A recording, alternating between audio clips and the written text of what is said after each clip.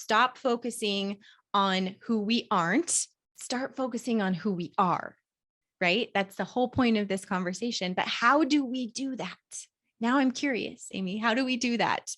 How do I invest in myself? What steps do I take?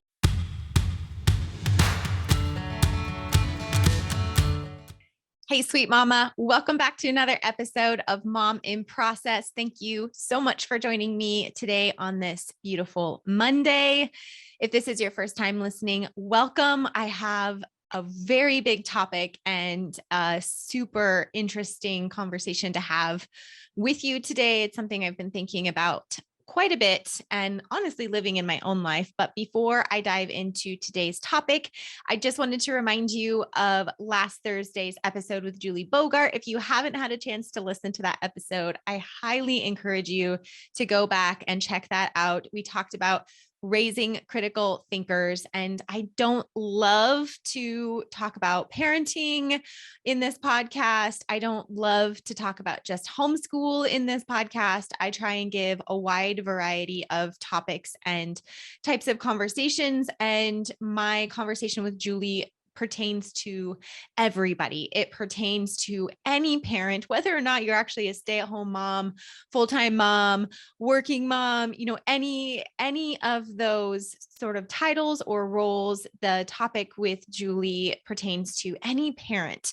And it really wasn't as much about parenting and parenting styles, but just more of how do we approach conversations with our children? How do we encourage this way of thinking within not only our children, but also ourselves? It was really interesting to chat with her about how we as the parents and as adults are lacking in our own critical thinking. And so it was just very eye-opening for me and for other listeners. I got some really great feedback on that episode, just how much work we really can do and in little ways, but how we have kind of fallen off of this way of thinking. So if you haven't listened to that one, I highly encourage you to flag it, put a reminder in your phone or something and go back and check that one out. Because we like to support Julie, I just always ask that if you found value in that episode to just go ahead and share that and tag us in it. I love to see and hear your feedback and see that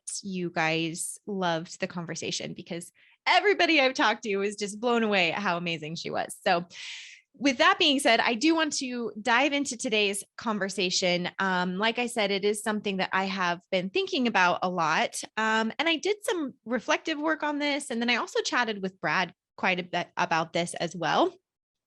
Just how we've done things in our life and things that we could even improve on for us as individuals also. But I want to start with a question surrounding this topic. And the question is, at what point do we stop focusing on what we aren't and who we aren't? And do we start investing in who we are? At what point do we stop looking at all of the things that we want to become, or we want to be, or we want to do?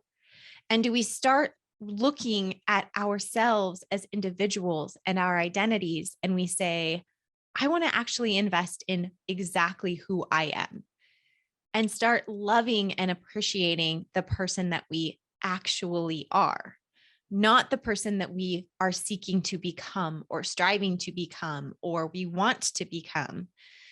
And this is so important, I feel, for stay-at-home moms. And I want to open this with a quote that I was reading. Brad actually pointed this out, and I love this quote because it really encompasses everything that we're talking about in today's topic, in today's episode.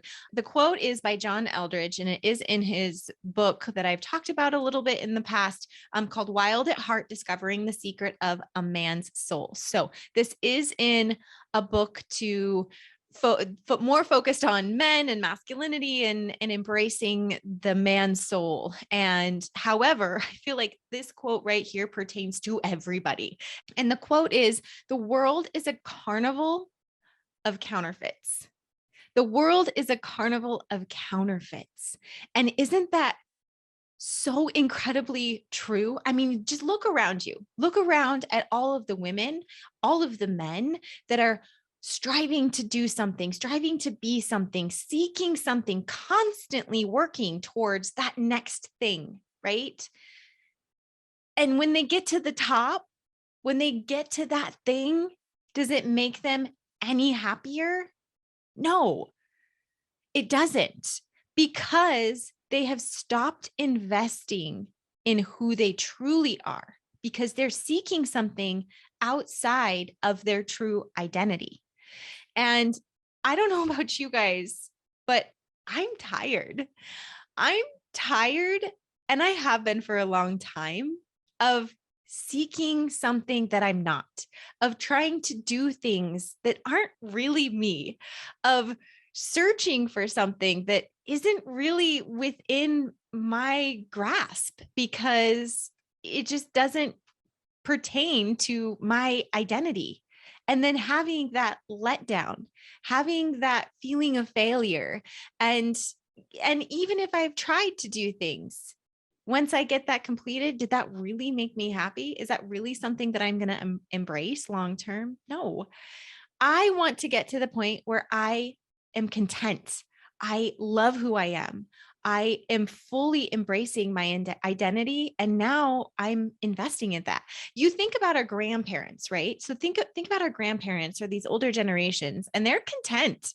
They're like, I am who I am. I'm not changing. You're just going to have to freaking deal with it. And you're like, yes, yes. But at what point do we embrace that ourselves? Are we 40?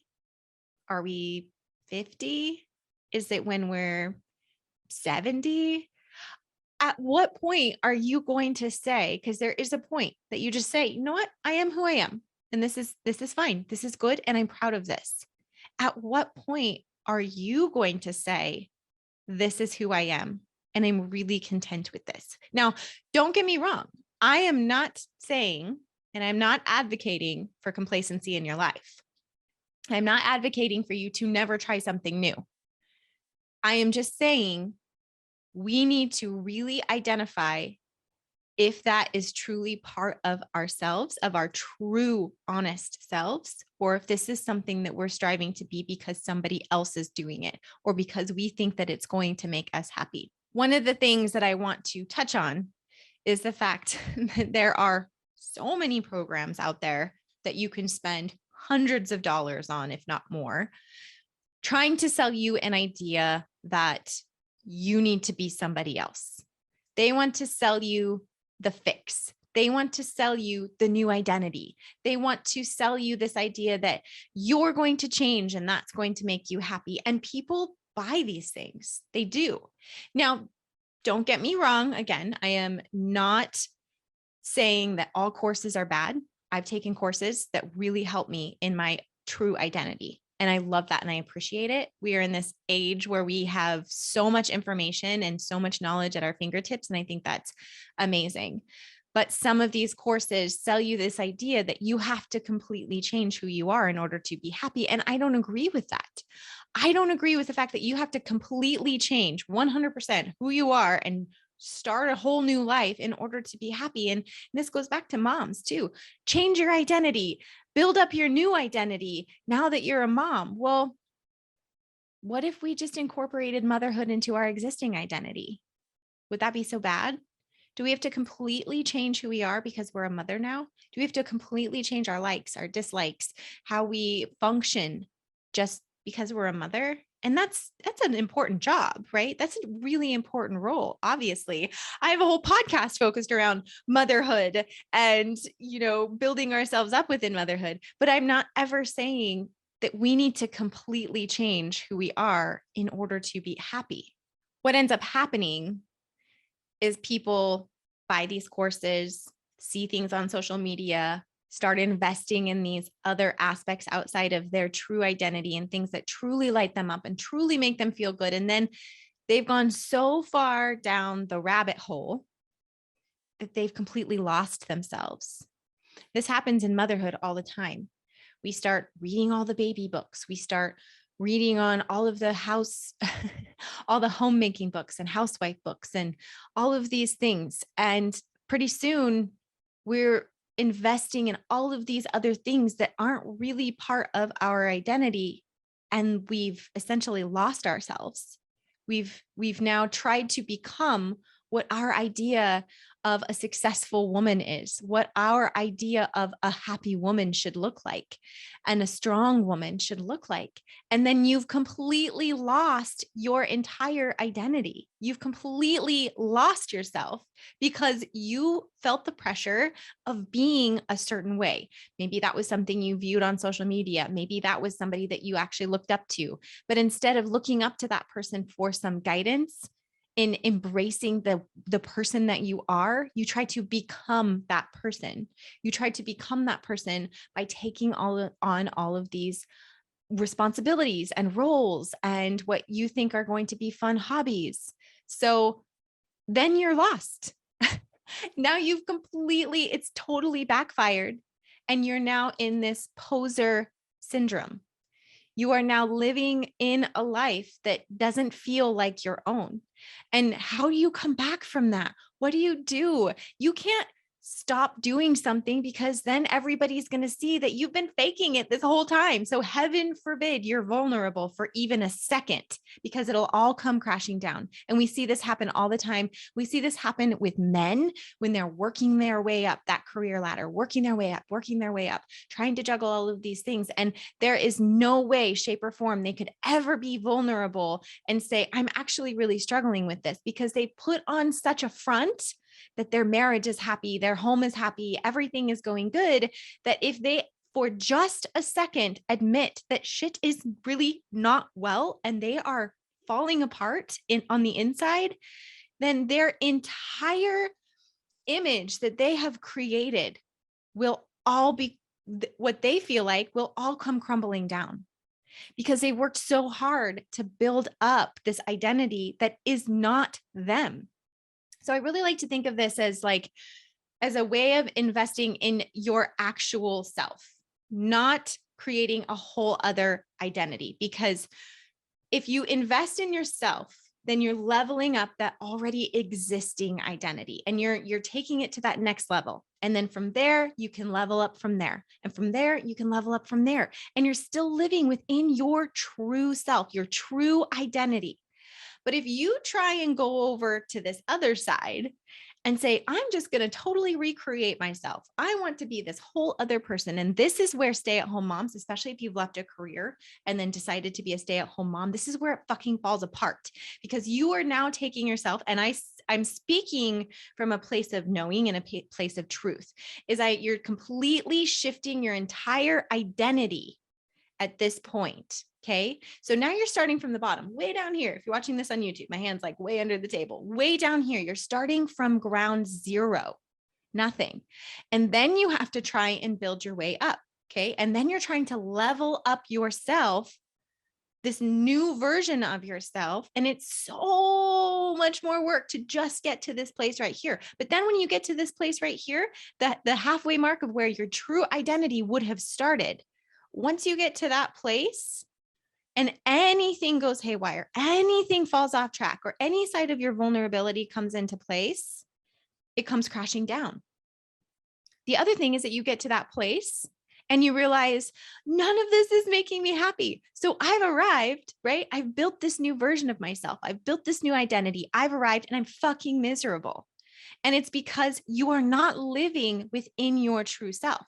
You are not living within your true identity, but you've put in all of this work from way down below the table, all of this work to get to right here, to where you've built up your identity, and you can't shift anything now, because this is what your new you is, right? This is the new version of Amy. This is a new version of what I've created.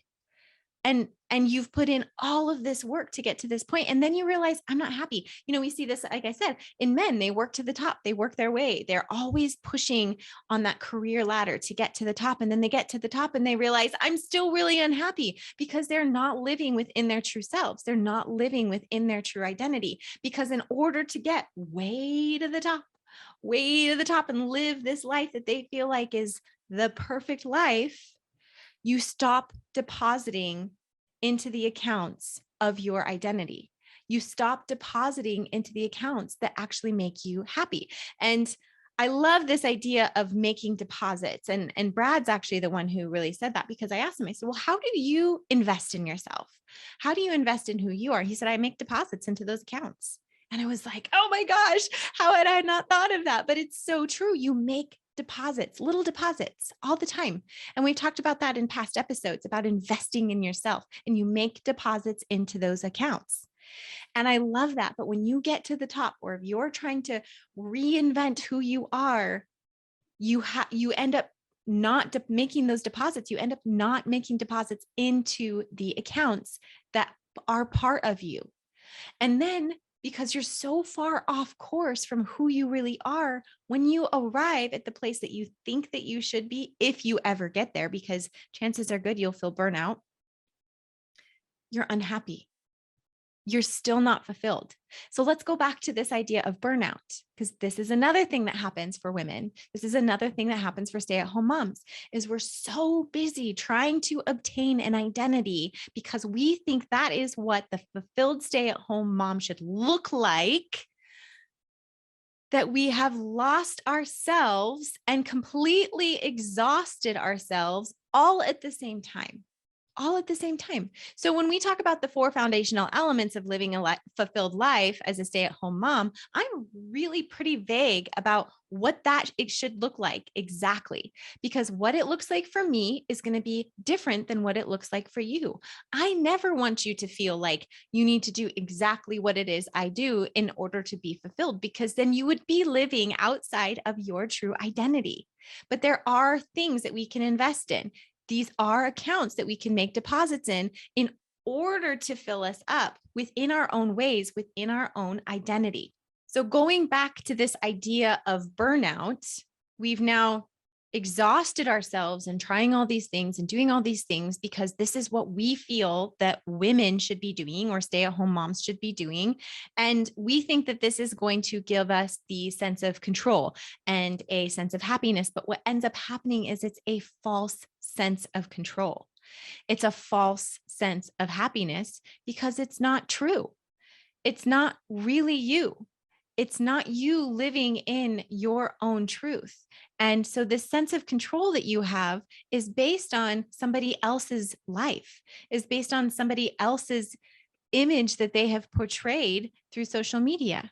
I recently interviewed Christy Thomas, who was phenomenal. And if you haven't listened to that episode, I really encourage you to go back to that episode and check it out, because she's just so wonderful, and her voice and her demeanor and everything is just so calming, and it's so accepting. And I really love her platform and what she talks about. But her and I kind of got on the conversation of the Pinterest mom versus the hot mess mom. And I asked her about the hot mess mom culture, and she really kind of revealed to me something that I hadn't articulated. And there's this sort of polarizing idea within motherhood of the Pinterest perfect mom, and then there's the hot mess mom. And what Christy has really embraced, and she's a huge advocate for, and she's really encouraging other moms to do and to understand, is that we are the good enough moms. And, if you want to be that Pinterest perfect mom and that serves you and that feels good, then amen to that. Go for it, sister. And if you want to be the hot mess mom and that serves you and that works in your family, there's still people out there that do that, then go for it. Chances are good you're probably not listening to this podcast, because 9 times out of 10, people will figure out this isn't serving me and I feel like shit. Pinterest perfect moms, again, up on a pedestal, trying to live this life, it's not probably going to serve them, and it will come crashing down at some point. But if these 2 things serve you, embrace them, go for it. That's great. The reality is that most of us are the good enough moms. And I love this idea. I love the concept behind this. Sure, finding the perfect craft project and the perfect birthday cake is fun. It can be fun and it can be great. It can be really fulfilling, but you have to do it out of love and out of the idea of it being fun. It can't be because you're trying to be that mom. It can't be because you're trying to be a person who you truly are, because it's going to freaking backfire. It really will. What happens if this cake doesn't work out? You're not going to be able to chalk it up to a learning experience. You're going to chalk it up to the fact that you're a big fat freaking failure and you're going to feel like crap. instead of just embracing the fact like, well, this was supposed to be fun and I made a mistake and it's okay. It's not perfect. And we're going to just enjoy it because of the experience. But instead, you're just going to say, I'm never doing that again. Apparently, I can't do that. That's never going to be part of my life. Do you see what I'm saying here? So I hope that you're following me with this, because this is something that we all can get caught up on, especially as stay-at-home moms trying to live up to this idea of what that should look like. Another example I'll give you is that my husband's training for a marathon. And I think I've talked to you guys about that. He's running a marathon and I'm so proud of him. And he's taken on this challenge and he's taken it on really seriously. He actually tried this challenge. He tried this marathon last year and he had hurt his knee and it was really hard. And so he got back up and he did it again. And he's working really hard. And in fact, in about 2 weeks, his race is scheduled for about 2 weeks. And I'm really proud of him. But when we're talking about identities and living in our true selves and this idea of living as a poser and these kinds of topics, I think about Brad and this challenge that he's taken on, among other things, not just Brad, but just because he's running a marathon and he's the first to admit this does not mean that he's a quote marathon runner. Just because he's taken on a challenge and he's trying something new and he's trying to overcome an obstacle that has always been sort of, I don't want to say he's been afraid of it, but always kind of thought he couldn't do, doesn't mean that he is a marathon runner. That just means that he's overcoming a challenge. This isn't going to be part of his identity. It's going to be something that he did once in his life. Maybe he does it again, maybe not.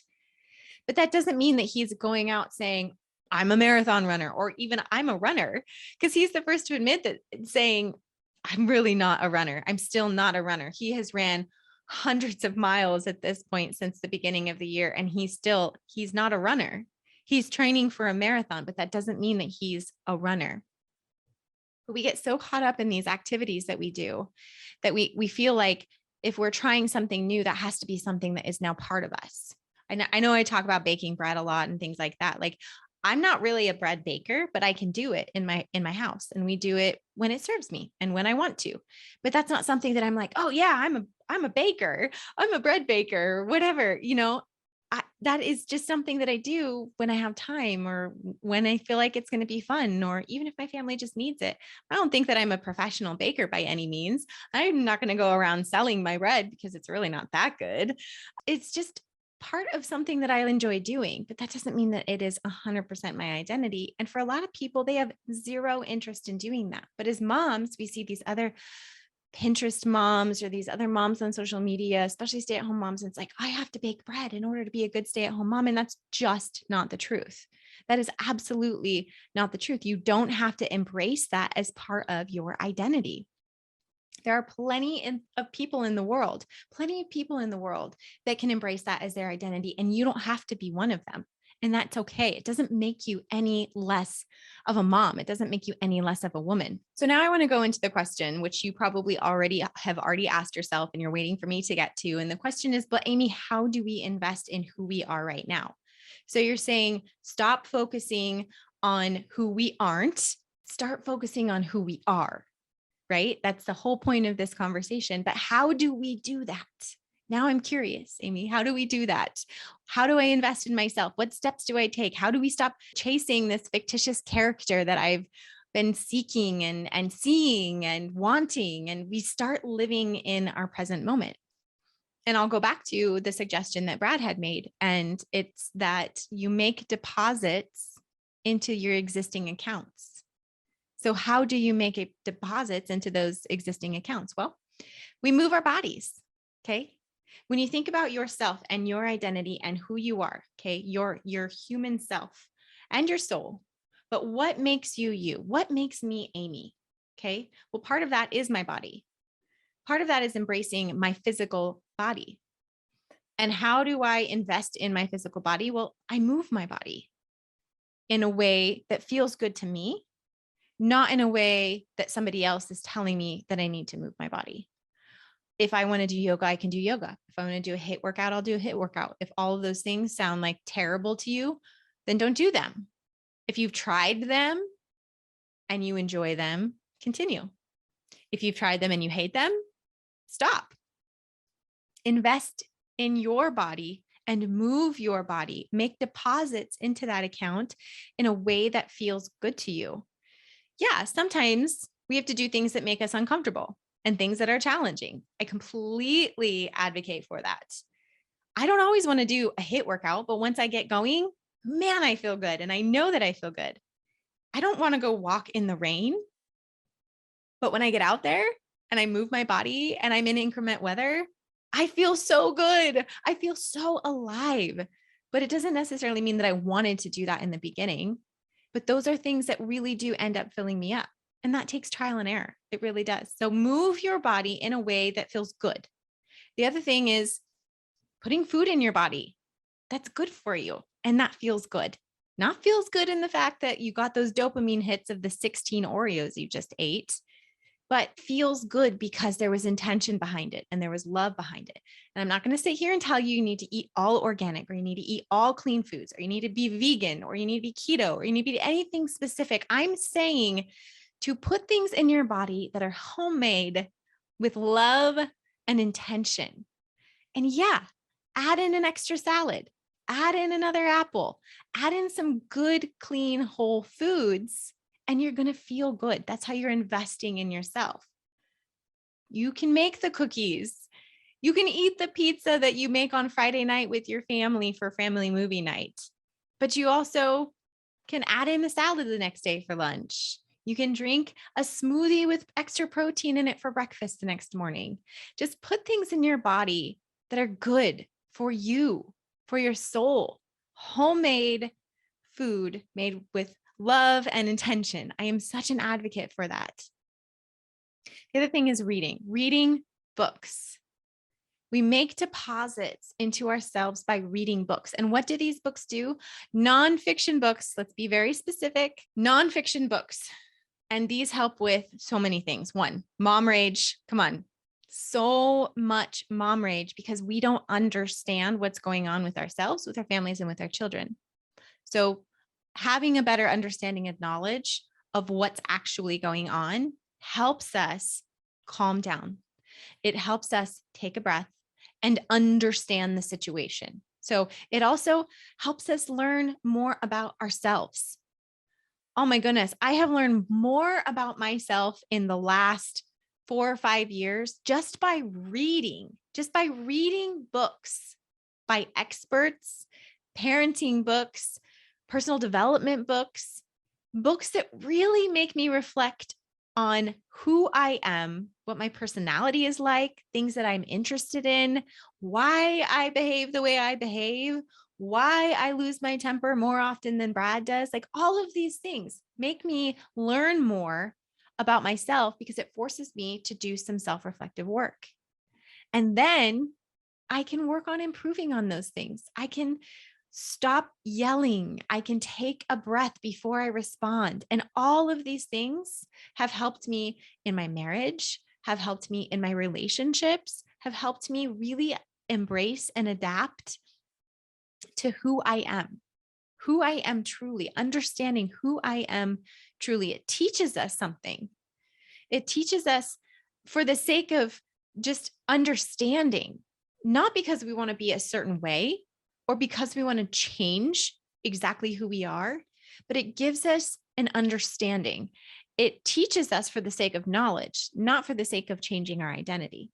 The last thing that I want to cover is a takeaway, something you can take away from this besides ways that you can make deposits into yourself and invest in who you are now. But it's 4 ways to stay on track to investing in your own life. These are 4 ways that I use, 4 things that I do so that I can stay on track, because investing in my own life, investing in who I am is really, really important to me. I'm done with the days of trying to be somebody that I'm not. I'm done with the days of trying to act a certain way just because that's what people feel like I should be doing or their expectations that they have for me. So I work on things to invest in my own life, and I encourage you to do the same. So the first one is removing or limiting what I see on social media. Oftentimes, the fastest way for me to start feeling like shit or feel bad about myself, or that I'm not accomplishing enough, or I'm not the best stay-at-home mom that I could be, or all these things, is because I see what's going on social media, and I'm really paying attention to, typically it's like one or two specific people. And I find myself wanting to be more like that person and wanting to do more things, but then never being able to live up to it because that's not how I am. And so I start limiting that. Now, I don't really believe in cancel culture and just like completely canceling somebody out, but there are ways and there's tools for us to limit our exposure to them, or just maybe even having a better understanding, a mindset that I'm not that person, and that's okay. It's okay if that is not part of my identity. I don't have to be a wonderful mother and a wonderful human being in order to do the things that that other woman is doing. And that's okay. There's plenty in this world for her, and there's plenty in this world for me as well. The other thing that I got rid of in the same lines of social media is Pinterest. I still have a Pinterest account. I rarely use it because everything in there made me feel like I needed to do more. I needed to add on more to my plate. And I was feeling overwhelmed and burnt out and inadequate. Oh my gosh, inadequacy is such a thing that we all feel. I mean, that is such a terrible thing. That is such a terrible burden and weight to have on our shoulders, is the feeling of inadequacy, because we are raising the future generation, which is, that in and of itself is a huge responsibility. It's a huge role. But now we're going to tell ourselves that we're not good enough because we're not doing the 15,000 pins that we put on our Pinterest board. I had one that was even titled, I think I've mentioned this before, DIY someday. When is that someday going to be? Just pinning and pinning and pinning for the sake of pinning. All it was doing was building up a board of things that I feel bad about not getting to. DIY someday. Okay. Is that going to be next Monday? Is that 5 years from now? And then I feel like shit. So I got rid of it. I got rid of the entire board, just deleted it all. Because the reality is, when I start looking at my time, I'm not going to be able to get to that for a while. And that's okay. And that is genuinely okay. If it was something that I really, really wanted to do, I wouldn't just be pinning it and moving on to the next thing. I would open it up and I would research it and I would really look into it. And I would say, I'm going to do this tomorrow. I think I have all the materials for it. Or I'm going to go to Home Depot and I'm going to pick up the supplies that I need because I'm going to do this tomorrow. If that was something that you were really passionate about doing, you would take action and do it. But pinning it and putting it in a board is just a place for you to feel like crap about all the things that you're not accomplishing. So I stopped. I got rid of Pinterest, and it's just been amazing. Wonderful, wonderful change.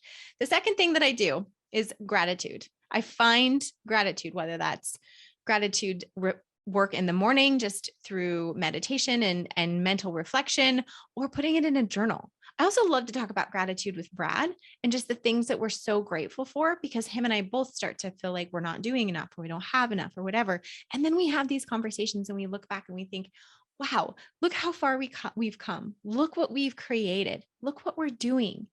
And that in and of itself makes me think, okay, I have all of this incredible stuff going on. I have my home and my property, my family, my marriage, all of these incredible things going on. What if I just got back to investing in those things that we've already built up, investing in the things that we already love and that we're proud of, instead of saying, oh, well, now we're a little bit unhappy, so we need to add something else to this list. No, we go back and we say, okay, we have this and this and this and this. We actually need to maybe paint the house, or we need to finish a project that we had started. Instead of saying, well, we need to add on and do this, and we need to add another major project in, or we need to build a whole other building. We just say, well, how do we invest in what we already have? How do we take care of the little things that we already have in our lives, instead of taking on more responsibility, taking on more aspects? A perfect example. I have wanted goats for a while. Okay. I've wanted goats and he keeps saying no. And I finally realized I don't want to take on goats and have the responsibility of having goats around the house. I want to have goats around the house to keep up with the weeds and keep the grass down in sections of a property, but I don't really want to go out and take care of them. I don't really want to go out and build fence. At some point, yeah, I do, but we have really young children. What I really want to do is take them camping. What I really want to do is go hiking. What I really want to do is sit down and play a family game. And if we take on another project, we're not going to be able to do that. So we need to find gratitude in the systems that we have in place, in the things that we have in place within our lives right now, and invest in those, make a deposit into those. Number 3, I look at my daily schedule. Holy shit, this is a big one, you guys. This is such a big one. I look at my daily schedule. If I want to take on something else, if I want to try something new, if I want to tackle a different project, I look at my daily schedule and take it very seriously and say, how am I going to fit this in? Where am I going to fit this in? Chances are good it's not that important. Okay. Chances are good you're going to say, well, no, I don't think I can do that. And that's okay. And you're going to move on. Chances are good you're going to realize this is maybe not the season of life for me to try and do this right now. And I need to actually put deposits into what I already have. And I need to invest in this aspect of my life that I already have going on. Because chances are good, once you look at that schedule, you're going to realize this huge realization that I don't think I have time. And if it is important to you, I'm not trying to discourage you again from trying something new and doing something different, but I want you to be very, very cautious on what you're saying yes to. Because if you find a spot in your schedule, then that's great. Chances are good your schedule is already super full, which means you have to cancel something, which means you have to take something out, which means you have to stop making a deposit into something that's already existing. And are you okay with that? Are you okay with doing those things? Brad and I were talking, and one of the examples that I want to give is, Brad's running a marathon, but is he a marathon runner? That's one thing. We were able to fit that in.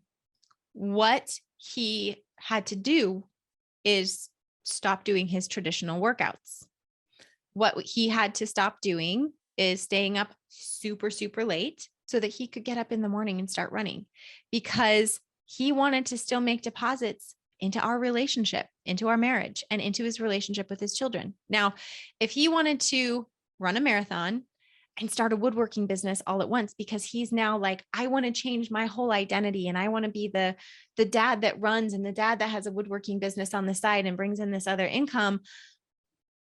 Is that doable? Is that really doable? It is, but he has to say no to the other deposits. He can't make deposits into his existing job.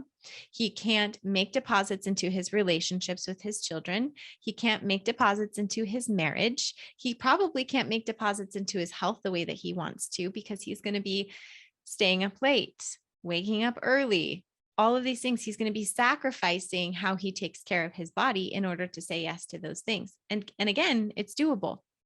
But you see these men make their way to the top.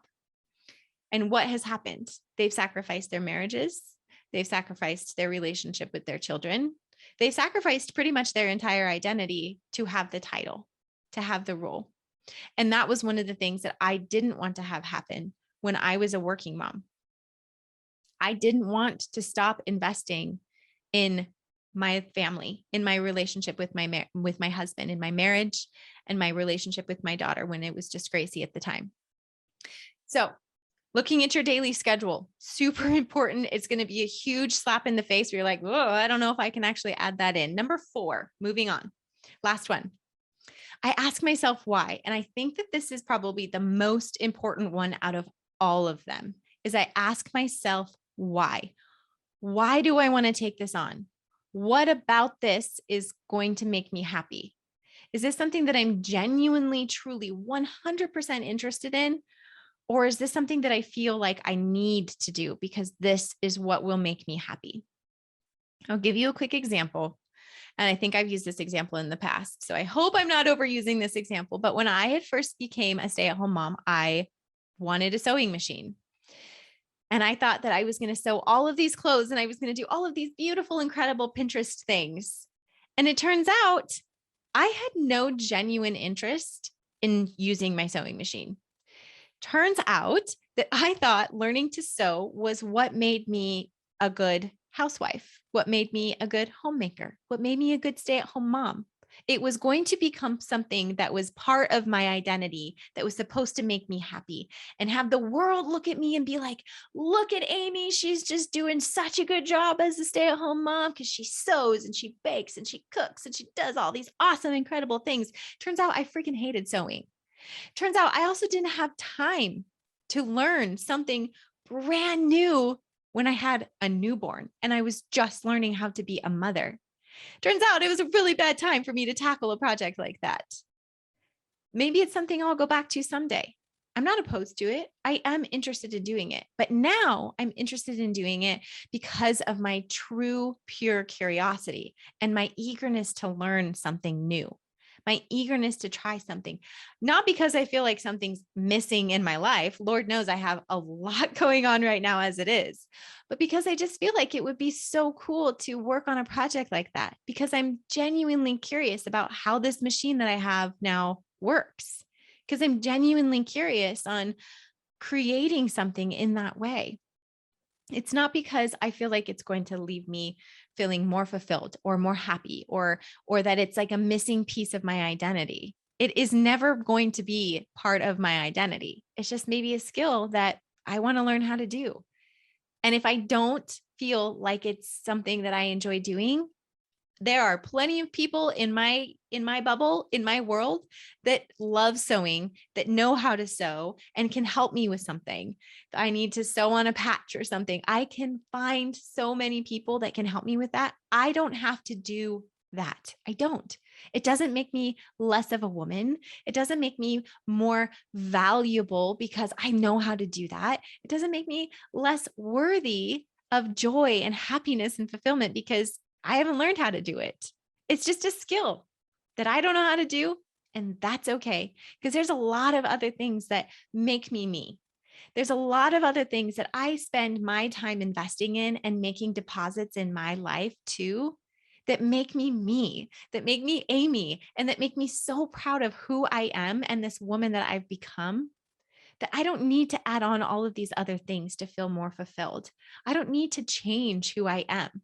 Because the world doesn't need the Amy that I feel like I should be. The world needs Amy as I am. And the world needs you as you are. The world doesn't need you in a different identity, in a different light. The world needs you to make deposits into the accounts that make you you. So we need to stop working on trying to obtain an identity that is completely out of reach. And we need to start investing in who we are now, who we are right now, because life is happening. It is happening each moment, each second, each day, each year. It's flying by. And once we've had children, you guys know it is flying by. So how long are you going to wait to start investing in who you are? At what age are you going to stop investing in the person that you feel like you need to become and realize you already have arrived? Let's level up the person that you are right now. Let's level you up. I don't want you to shift and make a huge pivot and change your identity and then try and build up that person and then level them up, because you're going to be a poser. You are going to be unfulfilled. You're going to realize you're not happy. Invest in the accounts that are in your life right now, today, in this moment. So stay on track by doing these 4 things. I'll just give you a quick reminder. 1, remove and limit things that you see on social media, possibly deleting your boards on Pinterest. 2, finding your gratitude, whether that's conversations, whether that's journaling, whether that's reading and doing that self-reflective work. Okay. Number 3, look at your daily schedule before you take on something else. This will help keep you on track. Reminder, these are all things that will keep you on track to investing in who you are now. It'll keep you on the right path instead of directing you off to another path. Okay. Look at that schedule. Ask yourself, is this actually obtainable? And then the last one is asking yourself why. Why are you wanting to do this thing? Why are you wanting to take on more? Why are you wanting to try something else? Is it out of pure, honest and an organic curiosity, then try it. But if you're doing it for the wrong reasons, which we already discussed, then maybe this isn't for you. If it's going to put you off track, if it's going to force you to not make deposits into your true identity and who you are now, then it's probably not for you. If you're doing it because somebody else is doing it, it's definitely not for you. I hope this leaves you with some feelings of gratitude. I hope this leaves you with some tangible takeaways and things that you can do within your life just to stay on track, because I want you to be the best version of yourself. I want you to be the best version of who you are for me, for your children, for our communities. I want every mom to be the best versions of themselves. I don't want every mom to be like all of the other moms. I want each and every one of you, your uniqueness, your beautifulness, your spirit, all of that. I want all of you to be yourself and invest in the accounts, deposit into the accounts that make you you. Thank you so much for listening today, sweet mama. I look forward to talking to you all again very soon.